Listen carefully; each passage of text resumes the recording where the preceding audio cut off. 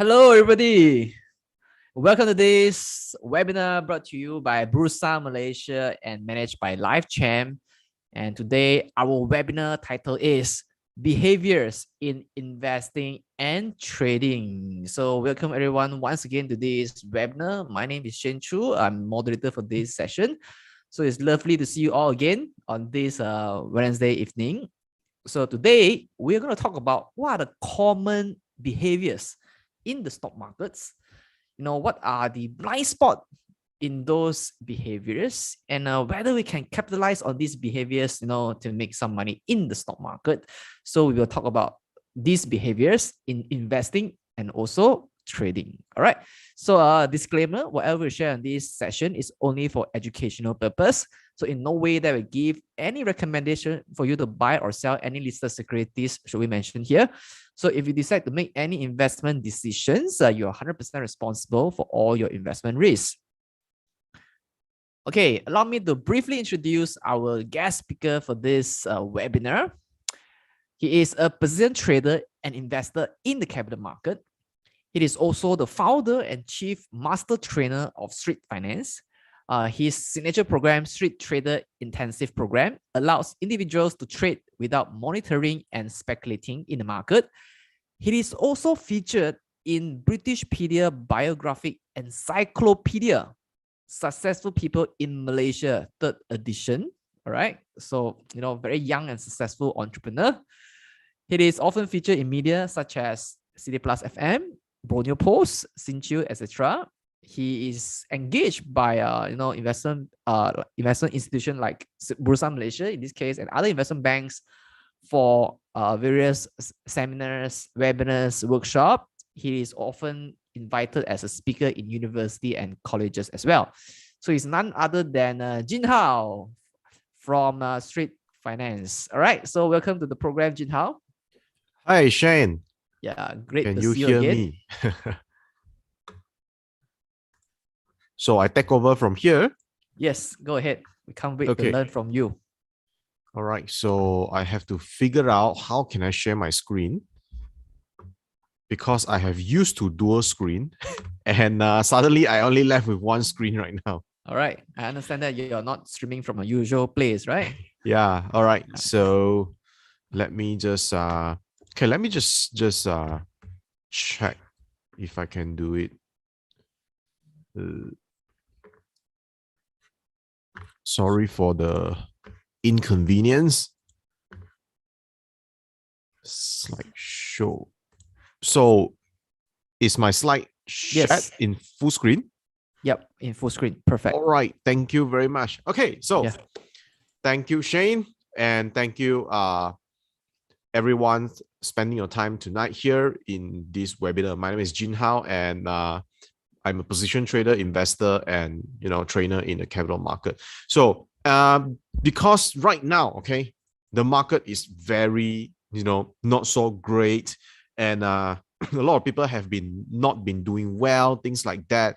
Okay, now I just want to ask you guys, on a scale of 1 to 10 right now, okay, on a scale of 1 to 10 right now, 1 being the most bearish and 10 being the most bullish and 5 being in the middle, how would you rank the current market performance right now? Okay, let me know in the chat box. All right, let me know in the chat box. Okay, I'm interested to know. Okay, on a scale of 1 to 10, how would you rank the current market right now? Okay, so I see a lot of 2 and 3s. Couple of you type 1s. Okay, so all of you basically think that the current market right now is quite bad. I see a 4, a 1 again. Okay, so I think it is. I can conclude that I don't think I see anything above 4. Okay, so I think I can conclude that the market right now is not great. Okay, the market right now is not great. So when the market is not great, the first thing is, of course, we do not try to sort of like have over trade in such market. Okay, we don't try to over trade in such market. And if you're an investor, you should be doing a bunch of analysis and try to see if there's any buying opportunities on certain whatever counters or companies that you want to invest in. And also during a bear market or a choppy market, okay, or whipsaws, whatever you call it, when the market is not great, I think that it is great to sit down and have a conversation with ourselves. Now, what do I mean by that? It's like you have been trading or investing in the market for the past couple of months or even years. How satisfied are you with your current performance in the stock market? All right, so we're talking about Bursa market right now. So I assume that most of you here, you have trading or investing or you participate, okay, in the stock market, okay, the Bursa stock market, Malaysia stock market. So it is time to have kind of like a post-mortem session, okay, with ourselves and see what are the things that we can probably improve. Because like it or not, tough time, okay, don't last. Okay. Tough time, they are not forever. Okay. Good times will come, the market will rebound. The only thing is, how are you going to prepare yourself when the market recover? Do you know what is your your age or what you're good at, what you're not good at? So try to enhance. What we're going to do is try to enhance what we are good at and try to avoid things we are not that great, or try to at least we know what we are not good at, and then we try to make corrective actions. So here are the content outlines for tonight's sessions. Okay, the first one being the 4 types of behavior in the market. Okay, and this is primarily structured or tabulated based on the way you face, okay, how you react to profits and also loss. All right. So second, understand risk reward ratio and winning rate, because these 2 things are the primary, I would say, risk metrics. Okay, that contribute to our profitability. Now, third one is how to take corrective action 1 step at a time. What you need to, improvise, okay, based on the way you currently behave when you face profits and also loss.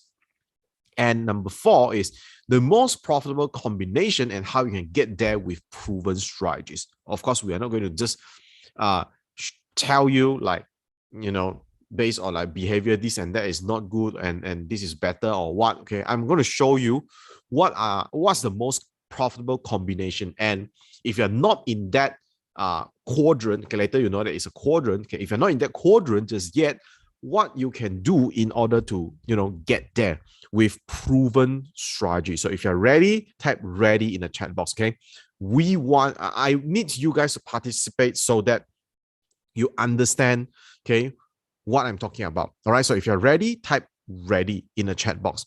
Okay, so by participating in tonight's sessions, you understand better of the concepts later, so that you better understand yourself, okay, later on when it comes to, okay, all these things. Okay, now, very good. Okay, next, 4 types of behavior in the market.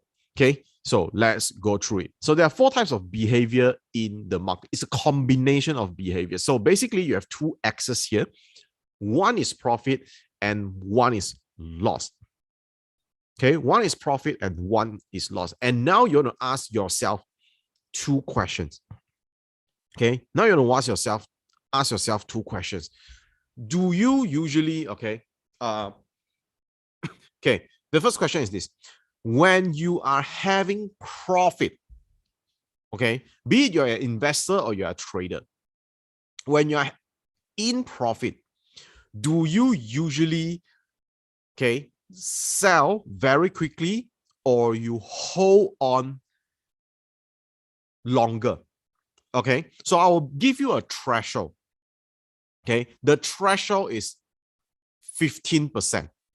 All right, do you usually take profit when your trade is less than 15%, or do you usually take profits when your, okay, unrealized gain? Now we're talking about unrealized gain. So do you take profit when you have less than 15% gain or more than 15% gain? All right, so if you are less than 15%, this is what I would say, at least in tonight's session, is small profit. Okay, when it's larger than 15%, then it's large profit. This is your profit-taking behavior. All right, so small or big, Okay, type in the chat box S or B. Okay, communicate with us. Okay, S or B. Now this is based on your average. Okay, so how long average? Okay, if you have been trading in the market for the past 2 years, then you try to recall based on your last 2 to 3 years trade. Do you tend to have profits that are larger than 15%, or most of your gains are under 15%? Occasionally, maybe that. Okay, take an average. Okay, take an average. All right. Now the second is loss. Okay, the second is loss. Again, I'll just put a threshold as 15%. Do you usually take your loss when it's under 15% or it is more than 15%? Okay, is it under 15% or more than 15%? Okay, so all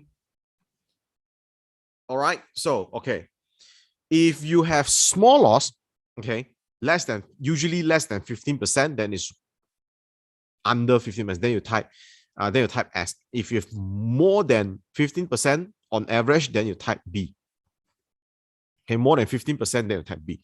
I can see that most of you are under, like, less than 15%. But if you will ask me to be a little bit strict, usually I would say less than 10%.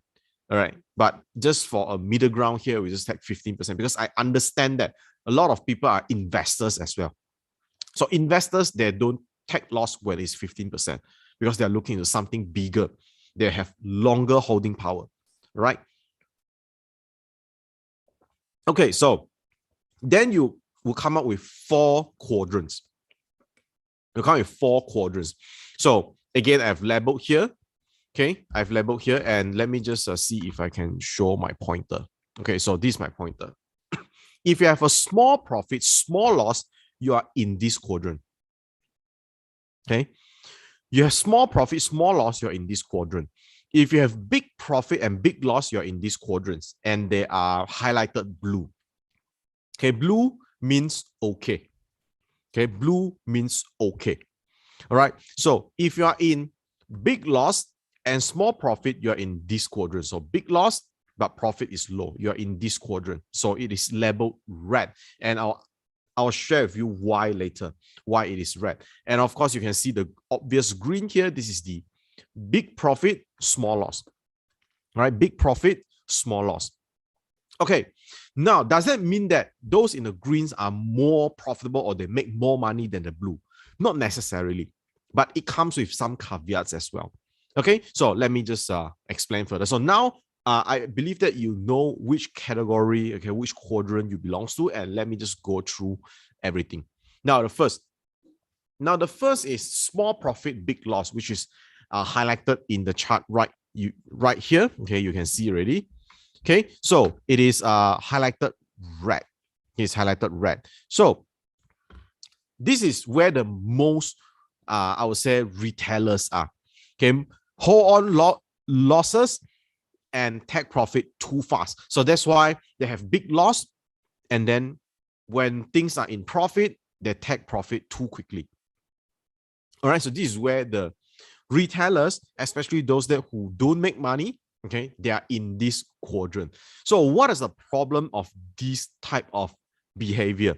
Okay, it relies on super high win rate to stay profitable.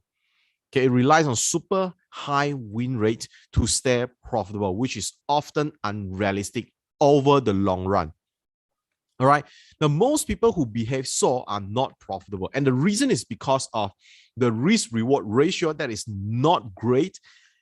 And if your risk reward ratio is not good, you need a super high win rate in order to stay profitable. And high win rate is very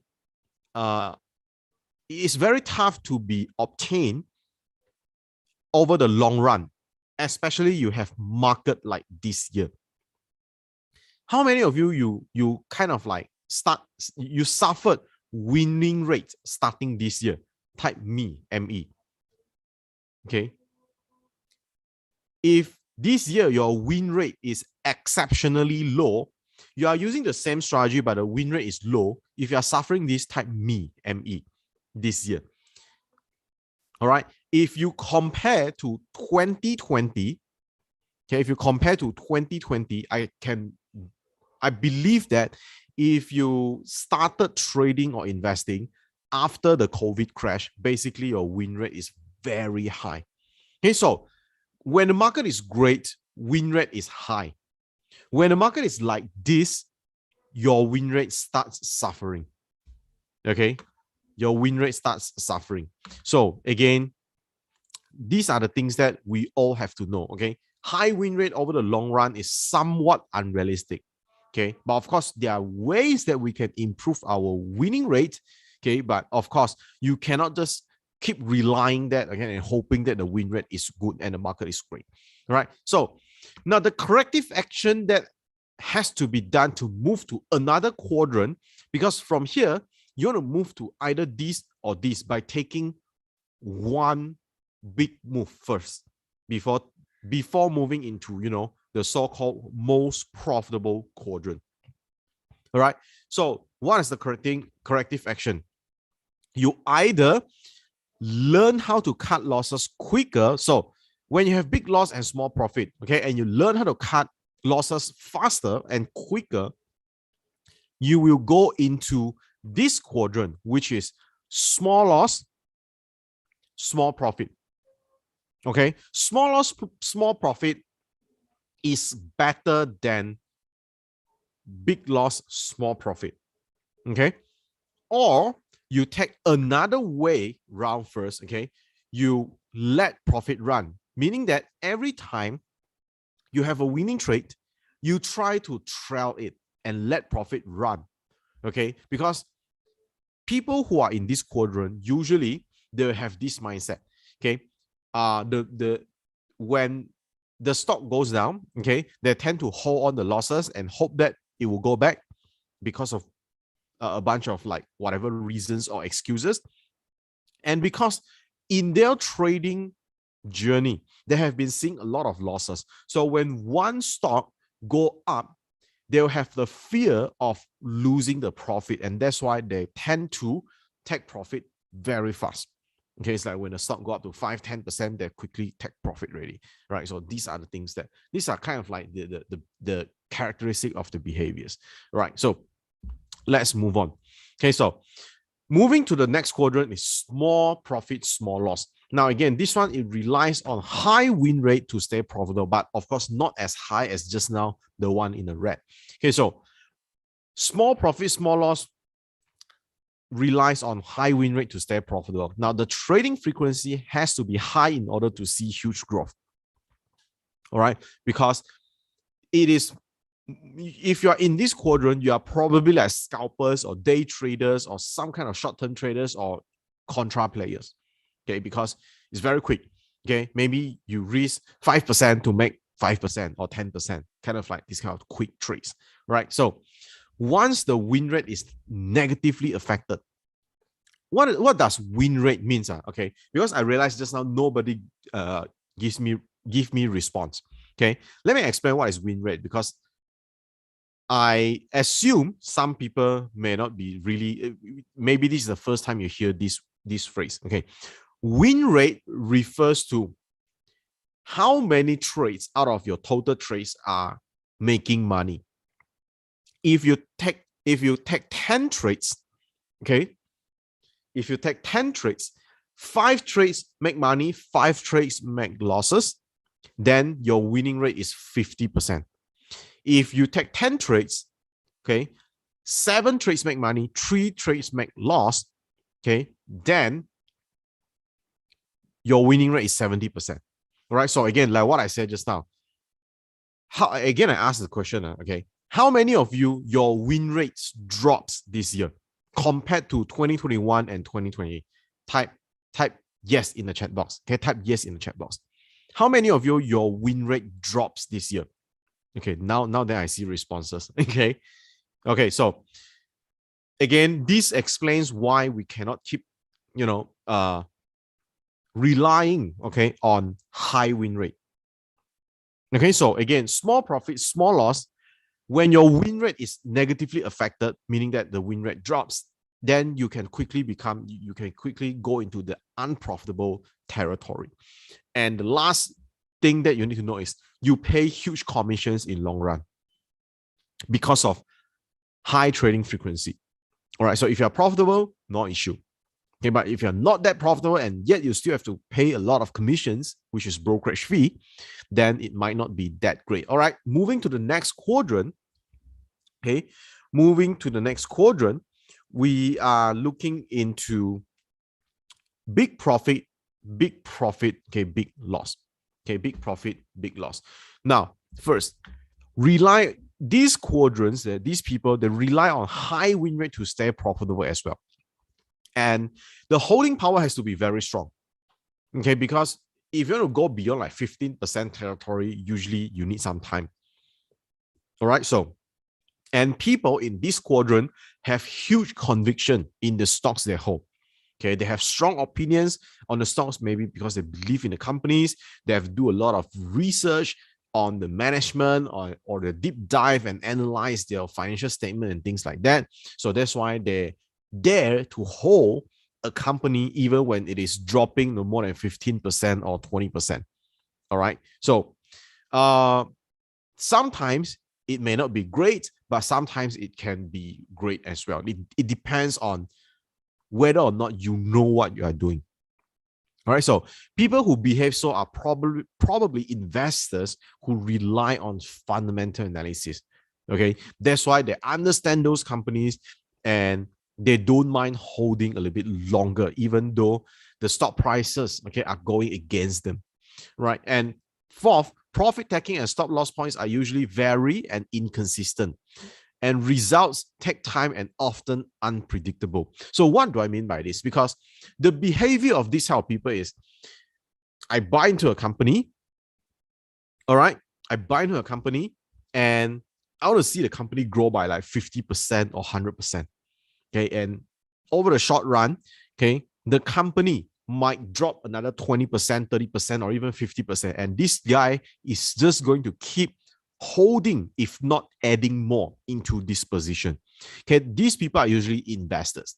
So again, I just give an example here.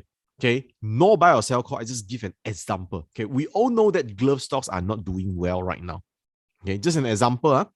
Glove stocks are not doing well right now. So maybe there are some of you who think that glove companies, they are still profitable. Okay, over the long run, just that right now it might not be great. Okay, maybe you need another 2 years, 3 years to stay profitable, or at least to see another 50% gain or 100% gain. Who knows? Okay, maybe you have a trading plan, you have an investment plan. Top Growth, for example, okay, no buy or sell call, just example. You're gonna buy at $1. Okay, $1, you buy a bit. If it drops 20% to 80 cents, for example, you buy one more. Okay, usually there are some people who have these kind of strong opinions to the companies. They believe in the company, right? And maybe after 1 or 2 years, things starts to equalize, okay, and the supply and demand and whatever things goes to equilibrium and things like that. And maybe you believe that Top Glove, being the big brother of the glove sector, is going to pick up in terms of revenue, profits, or whatever, and the stock price might go up to 150 to 2 ringgit, and then you can make like, I don't know, 100% gain. Okay, so is this possible? Okay, definitely yes. But is this possible in a short run? The answer is definitely, we all know that it is impossible for all this to happen in short period of time. Maybe it's not possible for 3 months, 6 months, or even maybe 1 year. So people with this kind of pattern or behavior when it comes to profit and loss, they are usually investors. And why do I say stop loss points usually varies and inconsistent? Because halfway they might just liquidate everything, okay, and take the loss for whatever fundamental reasons, okay. And when it comes to profiting, maybe this time the company, based on whatever valuation, they can hold up to like 100% gain or 200% gain.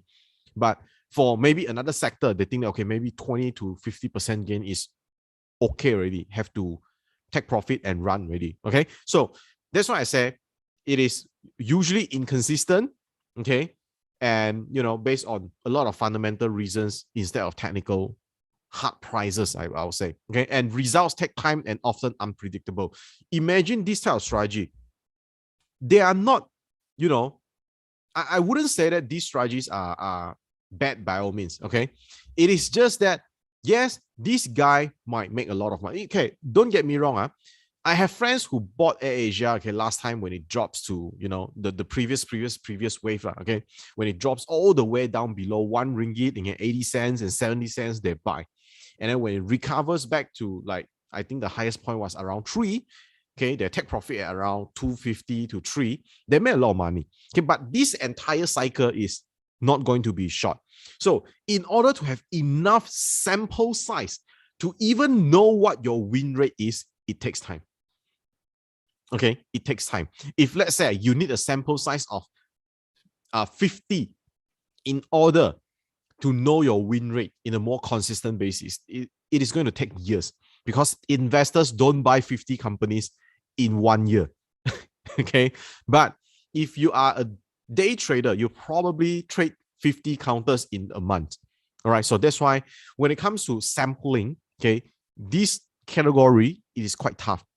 Right, but again, I don't mean that they are not profitable by all means. It is just that this is their behavior, and if you fall under this category, you will probably tell me that sometimes I take a lot of profit, sometimes I take less, depending on the market situation or depending on the company.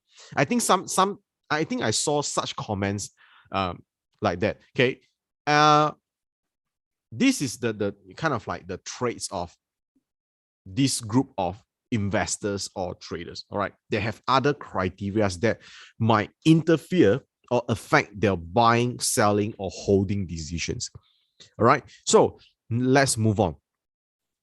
And this is the last one: big profit, small loss. And if you were to ask me, this is the holy grail of behavior when it comes to the market, okay, trading or investing in the market. Now, first, you hold on strong stocks with momentum, strong momentum stocks only. That contributes to the huge profit part, and you cut losses quickly. Okay, you cut losses quickly. Now, lower win rate does not quickly turn them into unprofitable. This one later I'll explain. Okay, trading frequency need not to be high, okay, in order to be profitable.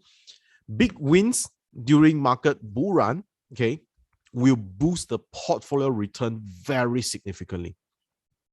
Okay, big wins during the market bull run will boost the portfolio return significantly. And last but not least, most professional traders, fund managers are in this quadrant, or at least they are managing their portfolio of funds with strategies that contributes to this type of pattern. All right, so how many of you are in this quadrant? Can you type 1 in the chat box? Type number 1 in the chat box. Type the number 1 in the chat box. I want to know. I'm interested to know. There are many ways to achieve this. Okay, there are many ways to achieve this, but if you have enough sample size and you can confirm that you're in this quadrant, over the long run, you are profitable. And in a bull run, okay, your portfolio will go up exceptionally high. Okay, your portfolio will go up exceptionally high. Okay, I give you an example. In year 2020, okay, whereby gloves and technology stocks are going up and your win rate is generally high, as long as you don't mess with the wrong stocks, you are in a strong sector, you're holding glove and holding technology stocks. Losing counters, 10%, 15%, you cut loss. Profiting counter, you keep trailing them up. Again, big win, small loss.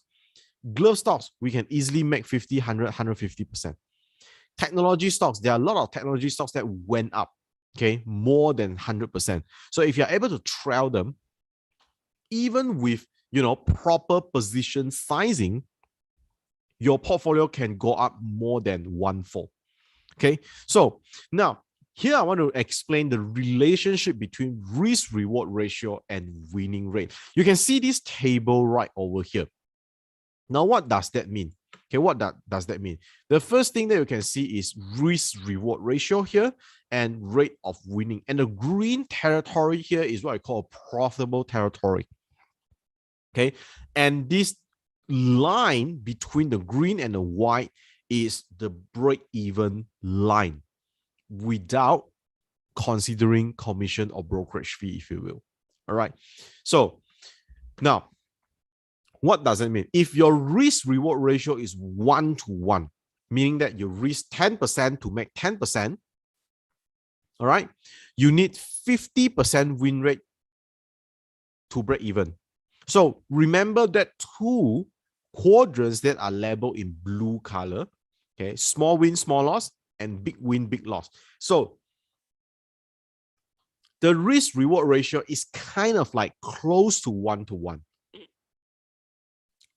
You might not be 1-to-1, but most people might be close to 1-to-1. Maybe you're a contra player, okay? Contra player, they like to do this. I risk 5 cents to make 5 cents, okay? This one is risk-reward 1-to-1. All right? So investors, same thing. Sometimes a stock can go down like 20%, 30%, they still hold. But again, when they go up 30%, they also sell. Okay, this one is 1-to-1 risk-reward ratio. Okay, so those in a red territory, okay, which is small loss, big loss and small gain, okay, small profit, they are probably in the maybe 2-to-1 risk-reward ratio. Again, risk, then reward. So the first number is risk, reward is second. So 2-to-1 risk-reward ratio is like when they risk 10%, for example, but stop loss 10%. But when things are profitable, the stock goes up, they take profit at 5% gain. Okay, so this is risk reward 2-to-1. So for risk reward 2-to-1, they need to have 66.6667%. Okay, they need to have 66 to 67% winning rate in order to break even. So that's the reason why I mentioned earlier, this group of people, they need exceptionally high winning rate in order to be profitable. Okay, in order to be profitable. And again, the last one is if you can risk 1 to make 2.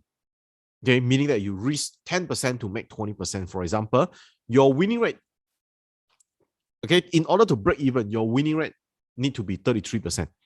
Okay, which means very low.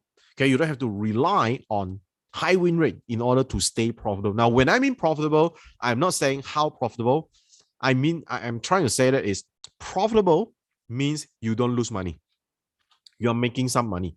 Okay, so now the better the risk reward ratio, the lower the rate of winning, okay, required in order to stay profitable. And the bare minimum risk to reward ratio, in my opinion, okay, at least is what I always, when people ask me, this is what I share. Risk reward ratio is 1 to 1.5. And with this risk reward ratio, you need around a 40% winning rate to break even. Okay, around 40% winning rate to break even. So meaning that 50% winning rate, you already make some money. If you can stretch, okay, your reward to 1 to 2, for example, then you make even more. Okay, so traders should always work on these two metrics, as the rate of winning and your risk reward ratio heavily define your edge in the market. All right. So once you know your edge in the market, you can easily scale your portfolio by increasing, your risk per trade, or simply by taking more trades. Okay. So this one is if you follow proper position size. Okay. So for example, if you're a trader right now, okay, for example, you're a contra player, which I'm not. Okay. If you always, okay, risk 3% to make 3%,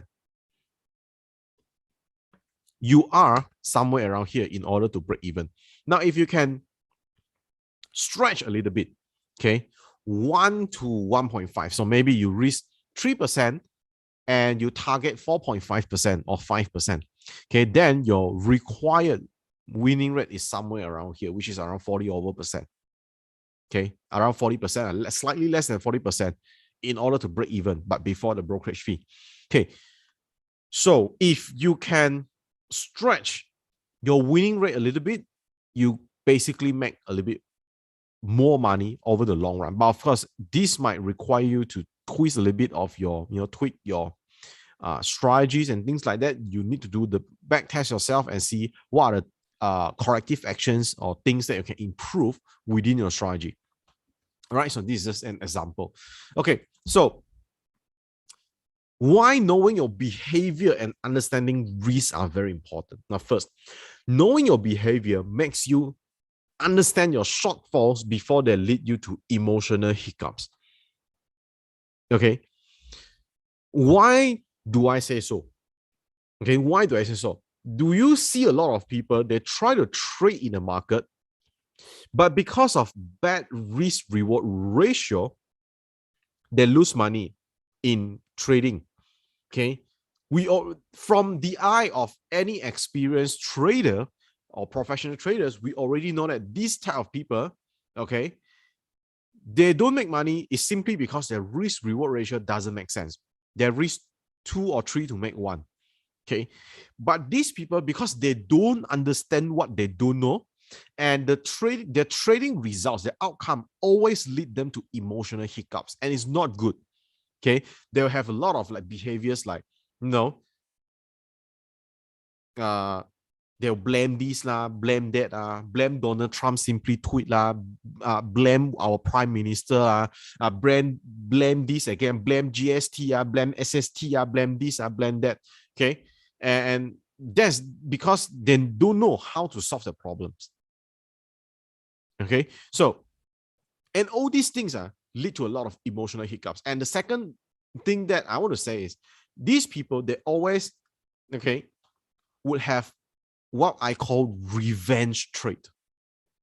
Okay, revenge trade, because they already don't know what they're doing, and the more they lose, the more desperate they want to make the money back. Okay, and then, a lot of people might take even more loans, okay, take out the savings, whatever things, and have revenge trade, especially, contra players. Okay, they are trading on a limit, okay, and they have bad risk reward. Okay, so it's very dangerous. So knowing your behaviors make you understand your shortfalls of your strategy, or at least the way you're behaving in the market right now, before they lead you to emotional hiccups. Because by understanding this, you know what you are not good at. Okay, it is not a sin, okay, to be bad. Okay, I started in the red quadrants as well. Okay, I started in the red quadrant as well, and I believe a lot of you started in that quadrant as well. And then slowly you understand that things might not be great, and then you move. Okay, so that's the thing that I want to really stress. Okay, now second, understanding risk would put you into a better position when you want to take corrective action. Okay, so later I'll share with you how can you take corrective actions and shift your quadrants, and one action at a time. Okay, especially those who are in the reds. Okay, meaning that you have big loss and small win.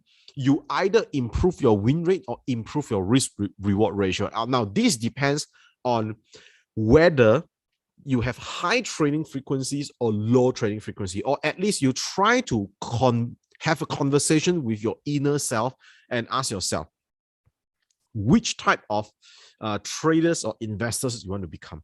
Because if you have no time monitoring, then why go for small profit, small loss, that quadrant? Because that quadrant, you probably need to be a little bit more active in the market. All right, so if you want to be in the big win, okay, big profit, big loss, that quadrant, okay, what you need to do is you improve your risk reward, okay, by raising up your profit. All right, so, and also, for example, if you are in the quadrant of let's say the day trading, you are a day trader or you are a contra player, you are in a small profit, small loss. Okay, how can you improve if you're already in that quadrant? Okay, but you don't want to shift your trading pattern. Okay, then what you can do is you try to improve your win rate. You can also make more money. Okay, once you find the sweet spot for yourself and start seeing some consistency, then you can scale your portfolio one step at a time. Okay, with proper portfolio management.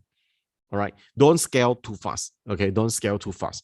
All right, so how to take corrective action? Okay, one step at a time. If you want to move to the green one, which is big profit, small loss. Okay, so if you're in a small profit, big loss quadrant, first I will recommend you to learn how to cut losses quicker. Understand that a lot of losing trade, there remains losing trade. All right, so next is learn how to let profit run. Okay, so to let profit run, you need to learn a strategy. If you're in the trading side, you need to learn a strategy called trailing stop. Okay, trailing stop. Next is small profit, small loss. Okay, if you want to improve to the green quadrant, then you need to learn how to let profit run. Now, by improvise this, let profit run, it doesn't mean that you need to hold a stock until home run. Okay, maybe you're just a short-term traders or a swing traders. Okay, maybe now you risk 5% to make 5%. What you can do is you try to squeeze yourself a little bit, try to make target 7% profit instead. It might be just a few candles away. Okay, and see whether that would affect your winning rate. Or even if it affects the winning rate, you need to see whether or not it is worth it. Both from your emotional well-being standpoint and also profit standpoint. All right. So last but not least is if you have big profit, big loss. Okay. If you want to improve this, you try to minimize or cut losses quicker. Minimize unnecessary extra loss, unnecessary, buffer that you give a stock to go lower before you cut your losses. All right. So now I want to share with you the most profitable combination and how you can get there with proven strategies. Now, before that, I just want to ask you guys, okay, by showing you these 4 quadrants, do you have more clarity on how you behave? What are the pros and maybe what are shortcomings when it comes to yourself, okay, investing or trading in the stock market? If you get a little bit more clarity, can you please type letter C in the chat box? Okay, somebody asked, what do you mean by let profit run? Let profit run means you let the profit to go higher and higher. Okay, not to say let profit run away. Okay, it means that, okay, you take profit because sometimes when the stock go up, you take profit, you realize that the stock can go up a lot higher. Let profit run, it means you're in profit already, you let the profit go higher, higher, higher until a certain threshold that you give it. Okay, so now to show you the most profitable combination, okay, and how you can get there. So this is the strategy that I use and how I get from, the red quadrants to the green quadrants. Okay, so again, I just want to re-emphasize this. Being in the green quadrants, okay, which is the big win, small loss quadrant, doesn't mean that I make more money than those who are in the blue. Okay, it is just that these people in this quadrant, even if we mess up winning rate, we still can make money because of high risk reward ratio. So again, high risk reward ratio is good in a way that, okay, one winning trade can probably let you sustain, 3 or 5 trades before you back to square one. All right. So again, if you have big win and small loss, the good thing is this: you have one big win, let's say 50% gain. Yes, small stop loss, let's say 10%. One big win, you can afford to take 5 losses before you back to square one. Not to say before you lose money, before you back to square one.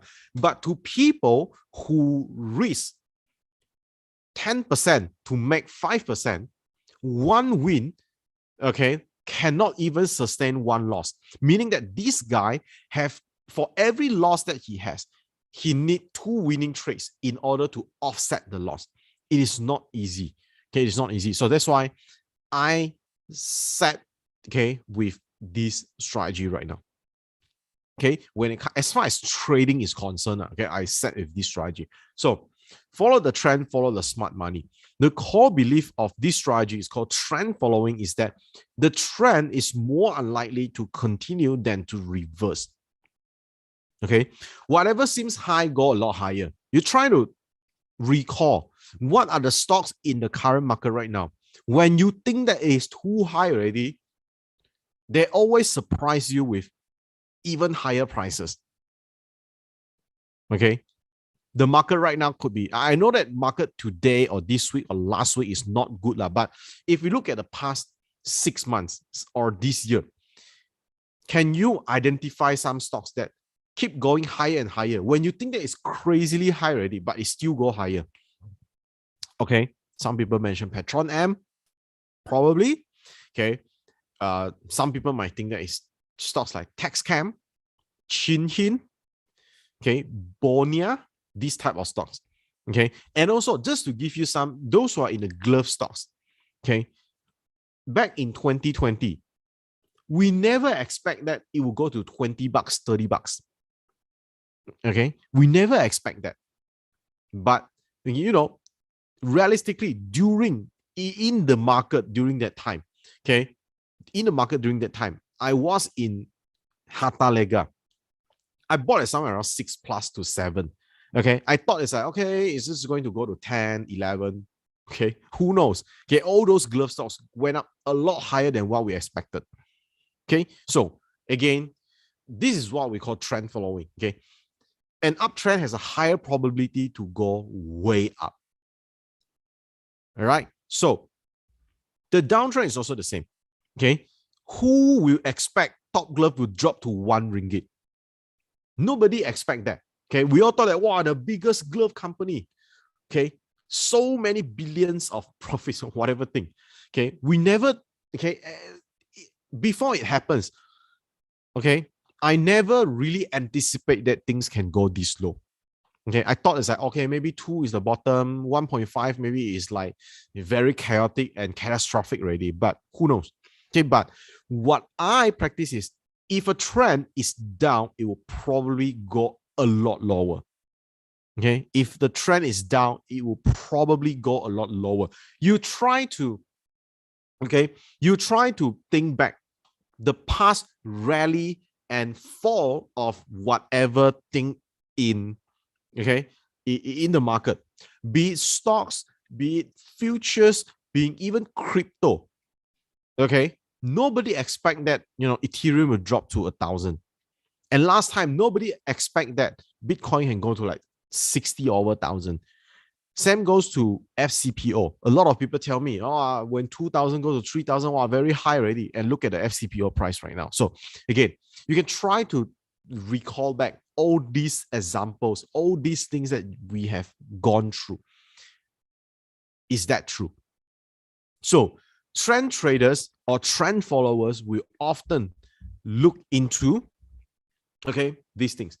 We look into going long in an uptrend, or we go short in a downtrend, but we are in the Bursa market, in the Bursa stock market. Okay, I don't really recommend people going short. Okay, when it comes to stock, I only go long because I'm a position trader. I hold a stock for a couple of weeks to months or even up to a year as far as trading is concerned. So I only go long. All right, I only go long. So the primary trend that I'm looking at is uptrend. Okay, it's uptrend. So because again, uptrend will have a lot of, it will surprise us a lot of time. Okay, so I just want to ask, how many of you know this guy? If you know this guy, can you please type E in the chat box? Letter E in the chat box. I want to know how many of you know him, or you'll see him somewhere before. Because this guy is not as famous. Okay, this guy is not as famous. Okay, I don't see people respond. Okay, so now this guy, you can go and research about him. Okay, you can go and research about him. This guy is called Ed Sakota. Okay, the name is here, Ed Sakota. So he remains very low profile.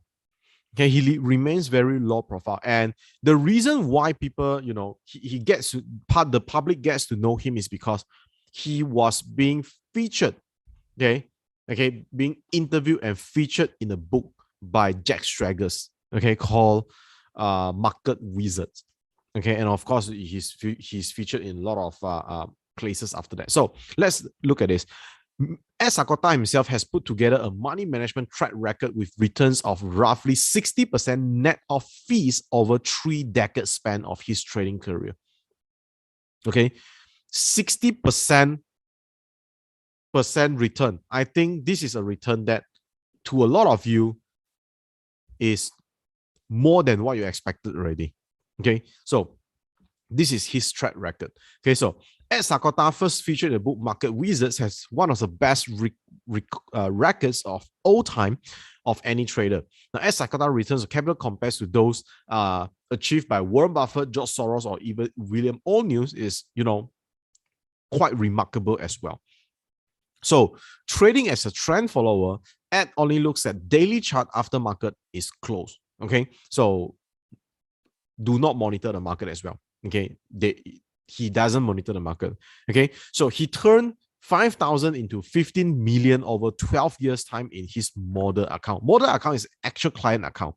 Okay, and he was self-taught but influenced early on his career by Richard Donchain's writing. So Richard Donchain is like, he's the father of trend following. Okay, he's the father of trend following. Okay, so if you're in the market, you've probably heard strategies like when EMA5s or MA5 cross 10 or 20, you buy. Okay, when the bearish crossover, it sells. Now, this concept is first introduced by Richard Donchain, and he structured this. He used this type of strategy even before we have a lot of charting tool. He has to calculate the MA5 by adding the 5 days closing price together and divide by 5. Okay, this is, his era. All right, so you can just go and look up at this strategy. You can look up at Ed Sakota and also Richard Donchain. Okay, so you hardly find a lot of readings or materials in about trend followings, but you can go and Google and search these people, and you can find how do they tackle the market, and it's very interesting to read. Okay, so again, right now the market has less opportunity to trade. You can look at these people, but again, some of you might be investors. Okay, some of you might be investors, and you are looking at opportunities to scoop some shares at a dirt cheap price. Then you follow your strategy. Okay, and based on the 4 quadrants just now, you can see, okay, what type of behavior you are in and what kind of corrective action you can sort of improvise. Now, these are the Ed Sakota's 5 most cherished trading rules. The rule number 1 is cut losses. Okay, cut losses. Second is right winners. So I just want to focus in these two, because these two combination gives you the ability to go into the green quadrant, which is small loss, big win. All right, the rest you can read. You can even go and search Ed Sakota's quotes, and you will understand why keep bet small. And there's another thing called pyramiding. So pyramiding is a strategy whereby when the stock go higher, or anything that he trades go higher, and higher, he add. But of course, pyramiding, the higher the price goes, the less you're gonna add. Okay, this is what I call pyramiding. So that's why this will make a small initial positions into a super profitable one. Because if the stock drops against you, you don't add anymore. Your loss is just capped at the initial positions and the stop loss level. That's it. But when it goes up, you tap on those trends. Okay, so now, again, this is what I want to share with you. The rise and fall of a trend. Okay, the rise and fall of a trend. This is stop glove. Again, unexpectedly, okay, we kind of like never expect that this trend can go like 500%. But when it drops, also nobody expect that it can drop until where it is today. Okay, remember this as a case study, because I think this a case study is extreme enough for us to understand that trend always surprise us. Okay, whatever seems very high can have the ability to go higher, and whatever seems low can have the ability to go even lower. Right? So now here are the general rules to trend follow and position trade. So these are my criteria. Again, these are my criteria. So you may or may not, be able to trade with these things, but what you can do is you take away these rules and then you do your own back test or study. I give you my rules, and then you go and do your own studies and see whether or not, okay, it is going to work well at your side. First, I pick stocks that are in an uptrend only.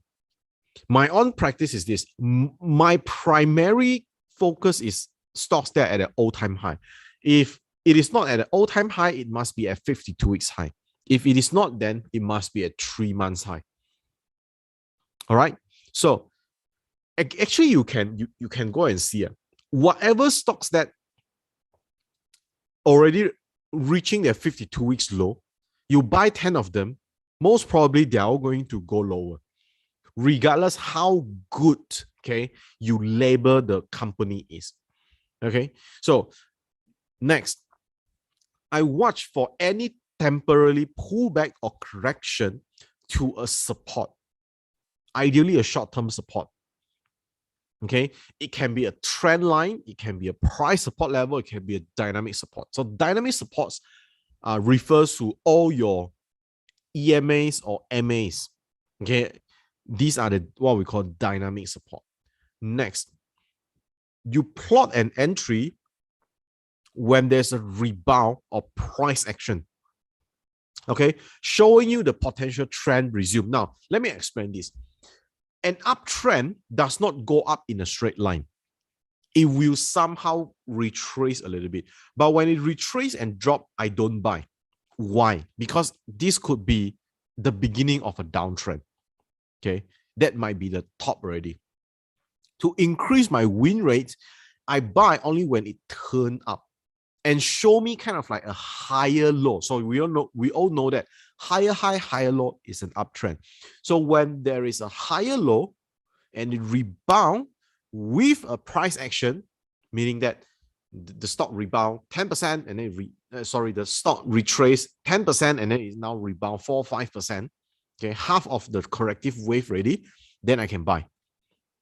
Okay, or the stock touches a support, can be like whatever your EMAs that you are using or MAs that you are using, and it shows kind of like a bullish rebound or bullish candlestick pattern, then you can enter based on your sets of rules, right? So, and then set a stop loss below the short-term support or 10%. So for example, if a stock were to hit 20 days average and then rebound, you buy at the rebound because there's a trend potential trend resuming, trend continuation pattern.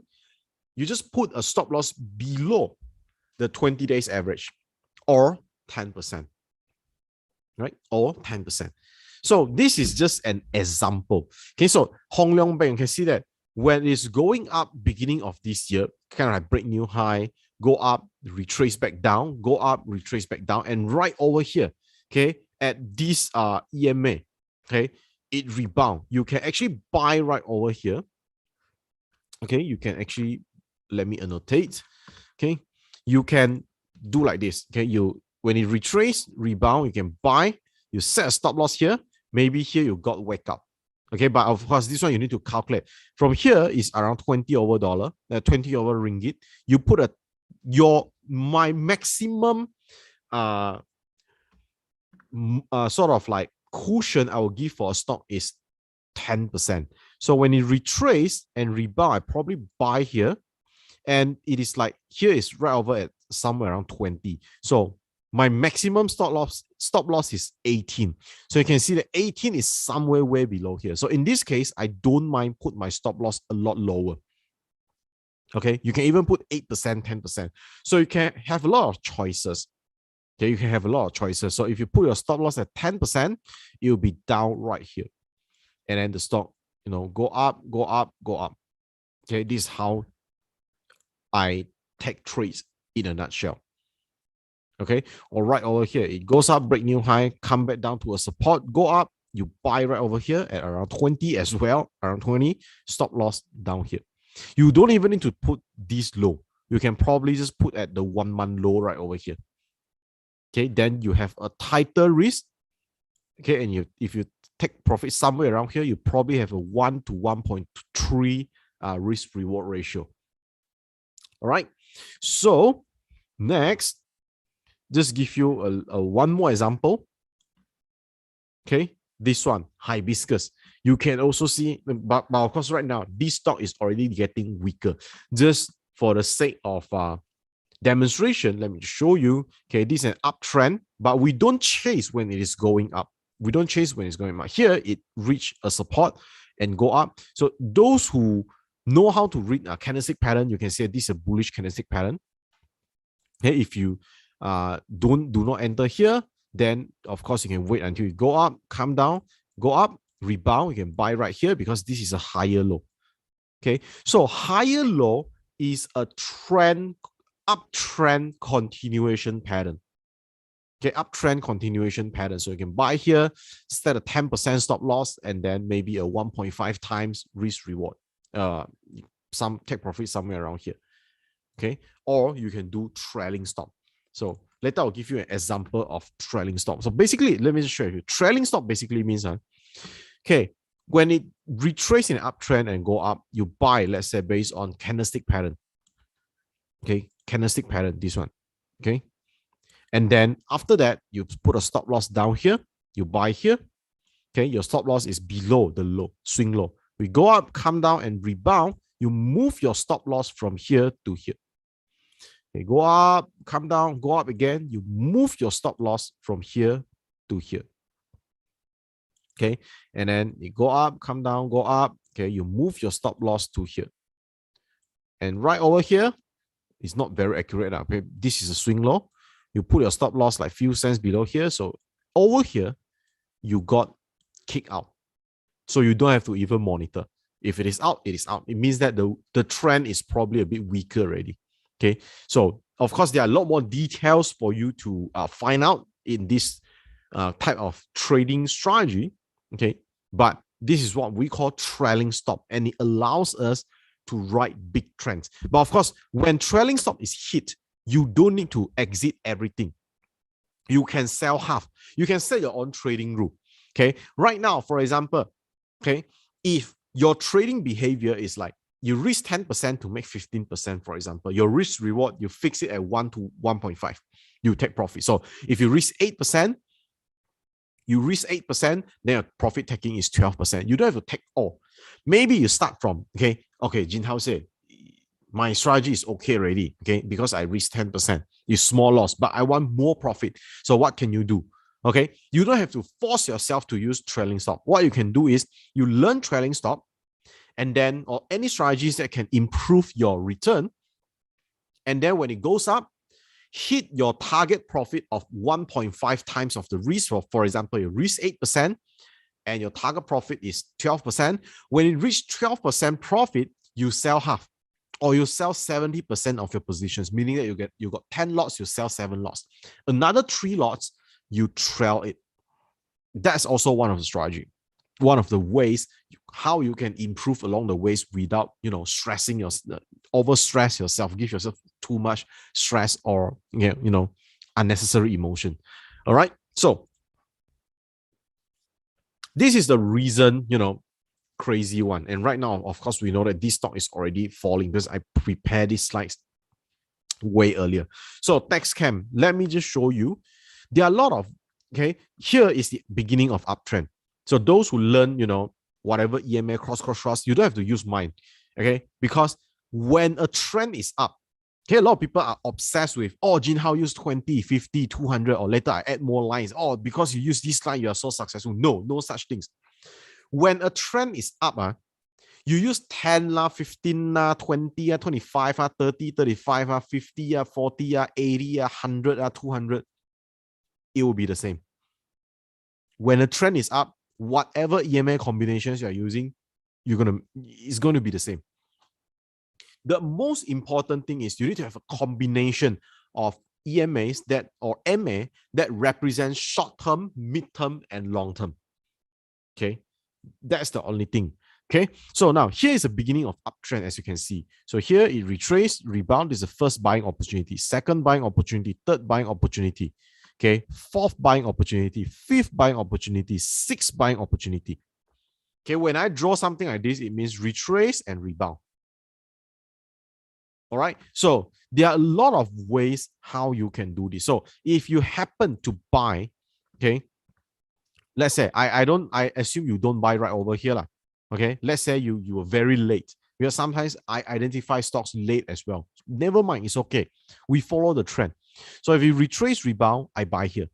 It's probably already late. People will see, wow, this stock I used to be like 70 cents. Now already 250, too high to chase. Now, who said too high to chase? The thing is, you don't use a mindset of chasing. You have to strategically, okay, plot your entries. I don't think this is chasing, because when you have a proper strategy, you can definitely still ride the trend. So let's say you can, plot a trade somewhere at this rebound, okay? And this could be like somewhere around, I don't know, 260, 270, somewhere around here. So your stop loss is somewhere below here, okay? And when it retrace and rebound, you move your stop loss upward. Retrace, rebound, you move your stop loss upward. Okay, probably now got hit a little bit. So you buy the stock at 270, you sell it at 330, not at the top, never mind, because we use trailing stop. You buy at 270, sell at 330. I don't think it's bad, honestly speaking. I don't think it's bad. Okay, I don't think it's bad. So again, there are a lot of ways, okay, you can profit from market, and I'm just suggesting you one that I'm using. Right, so this is another one called Bonia. Okay, so again, uptrend formation forms long time ago, and here is the first correction that goes to this kind of like mid-term support. Okay, when it goes up, okay, retrace, go up, you can buy, set a stop loss here. Okay, retrace, go up, you can buy, set a stop loss down here. Okay, retrace, go up. Okay, I don't know. All right, so you can probably use this as an idea, okay, and then you add it, okay, with the style that can fit the way you trade. All right, so again, if you enter right way before, okay, right over here, you enter stop loss, you move your stop loss, move your stop loss. Okay, so of course you can be like, okay, so this one is your 1R. Okay, you buy at somewhere around 225, sell stop loss at $2. So maybe when it's like 260, you sell half. Okay, then you secure a little bit of the profit in case you mess things up, especially like the current market situation. When it hits 1.5R, it's okay to take some profit first, because right now the market is very uncertain. Take half profit first. At least if anything happens, you screw up, okay, it is not going to be a bad trade after that. Okay, so I believe that will be all for today's sessions. All right, so I'll hand over the sessions back to Shane, and I'll answer your questions. All right, thank you so much, Jeen Hao, for a wonderful presentation on the behaviors in trading and investing. I like the diagram that you show, and you highlight that, how do we, what are the behaviors in different kind of quadrant. I think that is a very clear explanation for us to identify, okay, which quadrant are we at right now, and how do we make changes in ourselves so that we can move to the right quadrant. All right, so if any questions for our speaker, Jeen Hao, today, kindly write them in the Q&A box, so we'll address them accordingly. We have about 15 minutes for question and answer.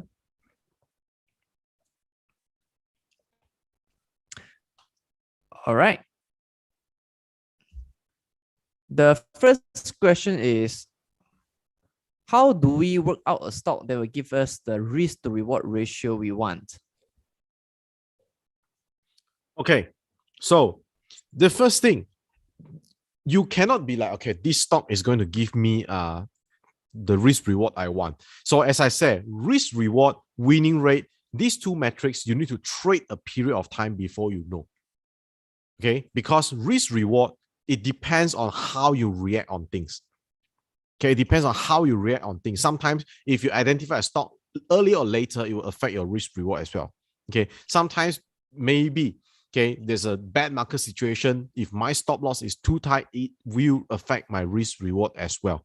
So again, we don't get to choose the risk to reward ratio. Again, a lot of things will affect these metrics and also winning rate, not only risk reward. So this one is a set of things that we need to adjust, okay, down the road. Okay, adjust down the road. So it is not like we can identify, okay, this stock is going to give me 1 to 3, or this stock is going to give me 1 to 2. But I can just share with you, maybe, okay, like sometimes a couple of situations, it is not good to assume that we can get great risk reward. For example, if a stock have a double top, okay, and right now it retraced down and want to rebound, you have to assume that that double top is a strong resistance. And if you buy right now, you set a 10% stop loss, you have to expect the stock will retrace from that double top. So again, from your entry to that double top, is that going to give you more than, 10%? Because you're risking 10, and is that distance going to be 10? Okay, if it is less than that, usually I would not trade this one. Okay, because you have a very strong overhead resistance that probably gonna sort of like not giving you the kind of risk reward that we want to, ideally achieve.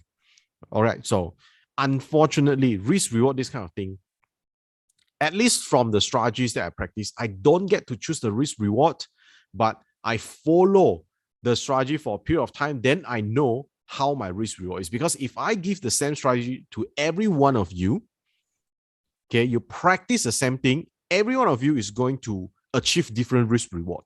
Okay, achieve different risk reward. Again, these quadrant things, don't force yourself to be in a specific quadrant.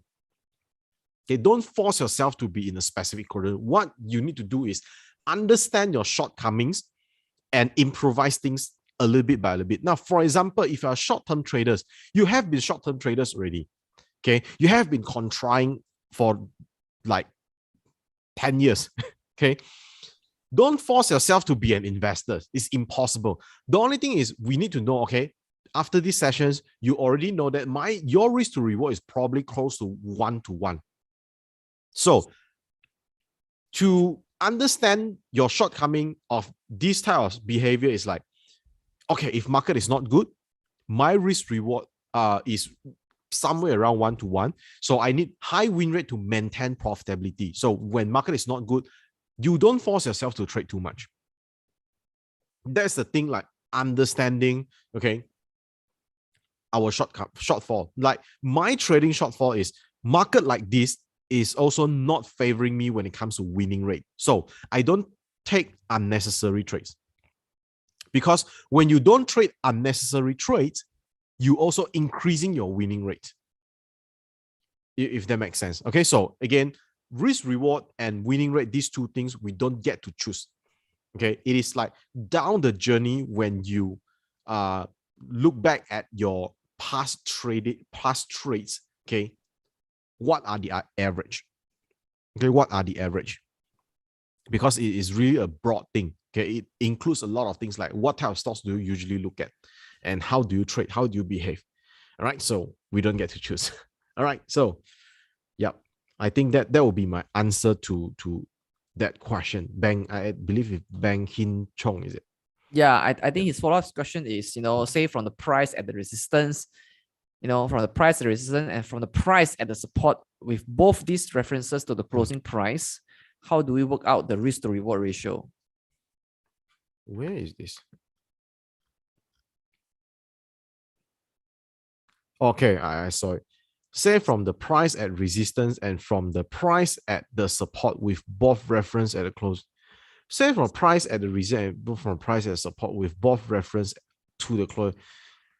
Now, you don't get the ratio of that particular trade until you close position. Okay, you don't get to know your risk reward for that trade, okay, until you close that position. So again, we don't get to choose risk reward. The only thing I'm trying to share with you is based on your trading pattern and how you behave in the market, what's the kind of risk reward, okay, you get on average. Then you try to improvise from there. Now, I give you an example by sharing a chart, the latest chart of Bonia. This is a situation whereby I would say that it is less ideal to think that the risk reward is going to make sense. Now, for example, this is an overhead resistance of I can see my chart, right? Yes. Okay, so 283, somewhere around here, 283, 284. Now, for example, if you want to buy Bonia right now, at this price, 263, your stop loss is probably going to be 10%. So assume that this resistance is not going to break through. Okay, you want to take profit at the resistance, or at the resistance it turns down. So your profit is kind of like realistically, the potential is only like 7 to 8% because there's an overhead resistance, but you're risking 10% in this case. So then I wouldn't take this trade unless I anticipate some kind of higher potential. Okay, unless I identify that this stock has a higher potential to break out for whatever reason. It could be divergence, it could be a lot more reasons, or else it is much better. Okay, it is much better to buy only when it breaks out. All right. So again, this thing you have to adjust along the way. Okay, adjust along the way. Okay. All right. So again, risk reward ratio, you wouldn't know the risk reward ratio of that trade until you close that position.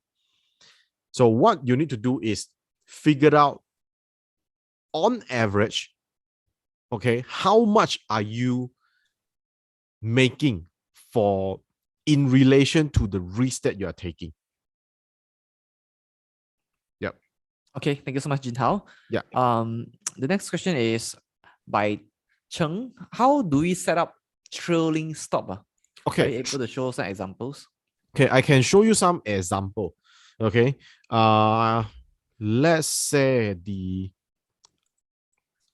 let's just use Bonia. Okay, let's just use Bonia. So let's say you buy here.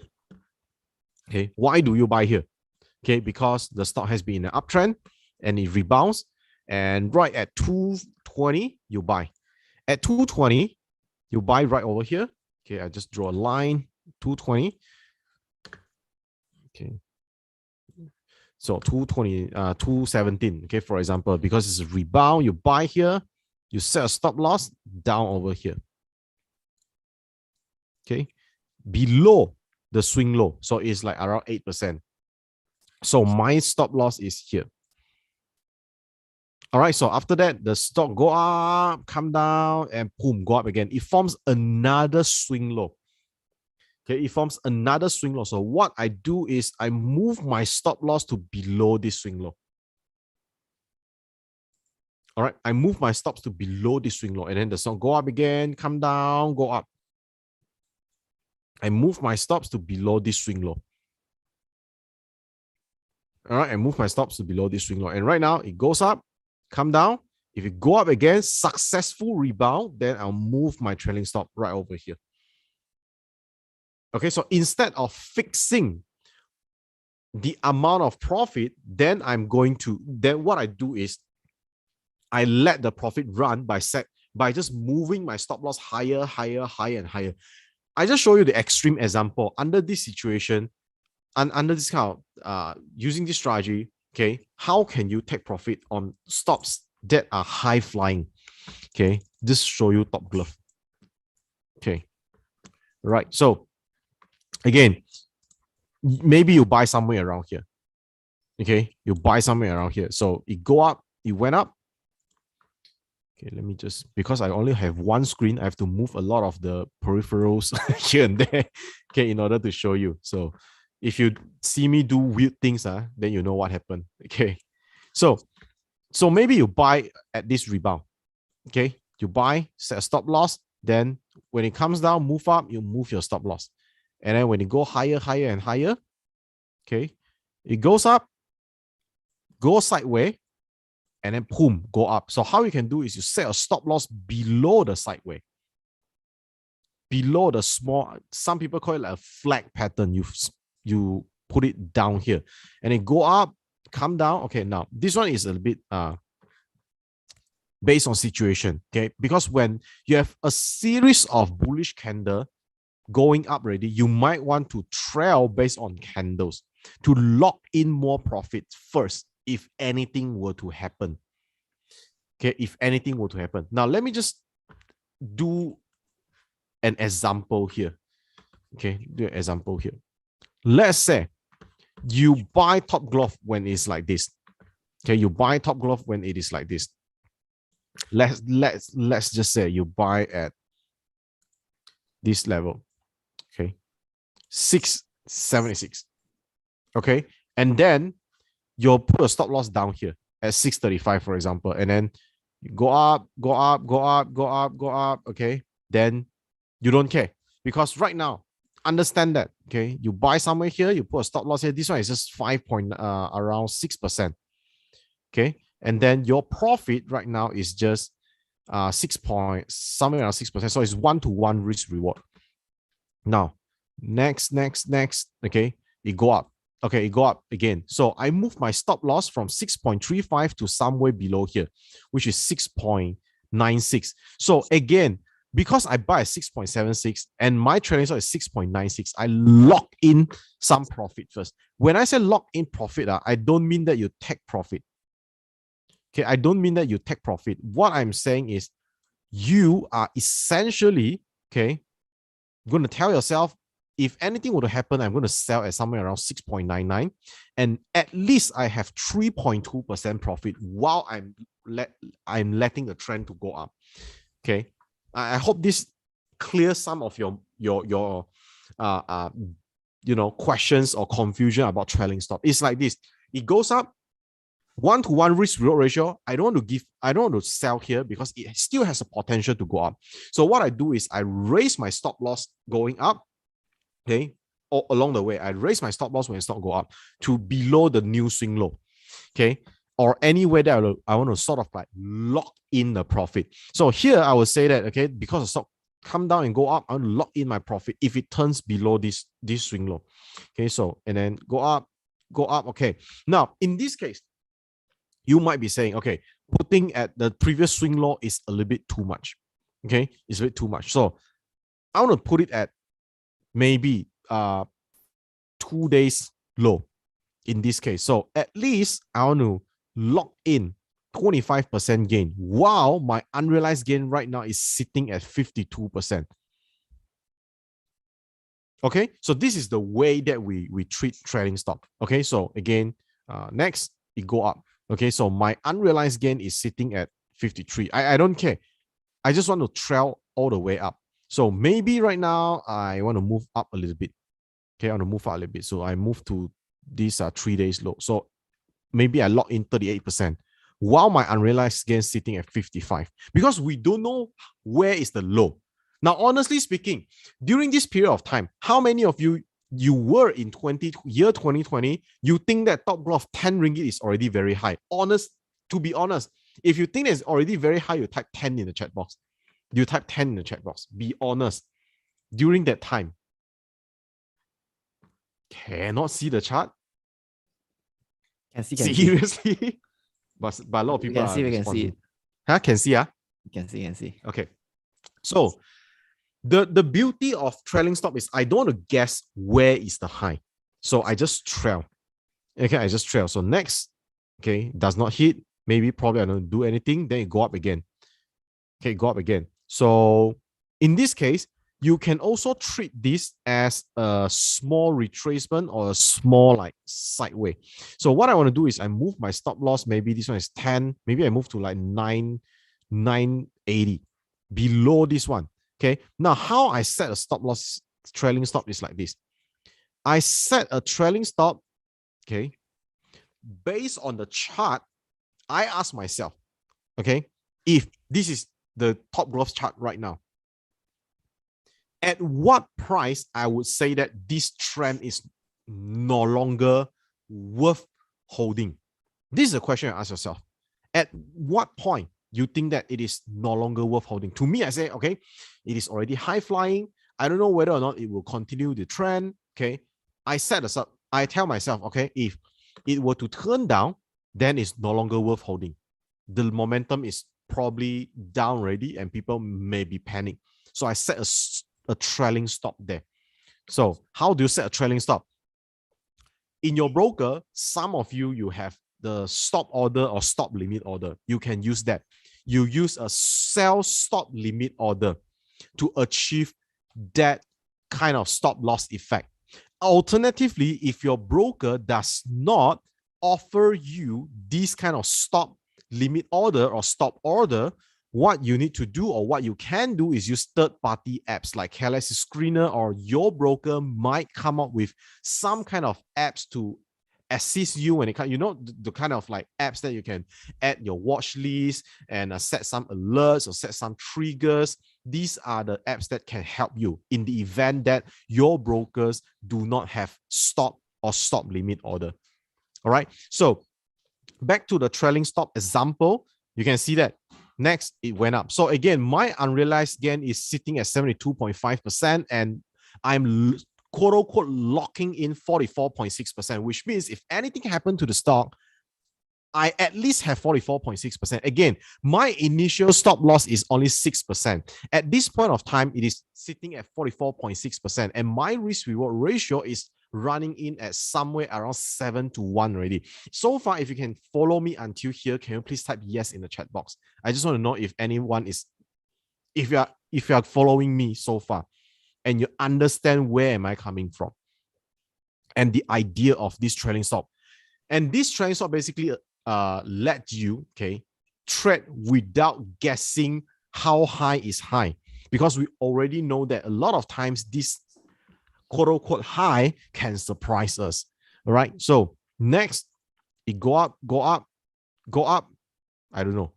Okay. So maybe it starts to soften already. So maybe some people look at this gap. If this gap, okay, if this stock were to go down and close down this gap, then it's not good already. Okay, sure, fine. Why not we raise our stop loss to somewhere below this gap? It could be like 11.55. So I'm locking in 69 or 70% gain while having a trailing stop. Okay, having an unrealized gain of 96.6%. Okay, at least I lock in a little bit. Okay, and next, go up again.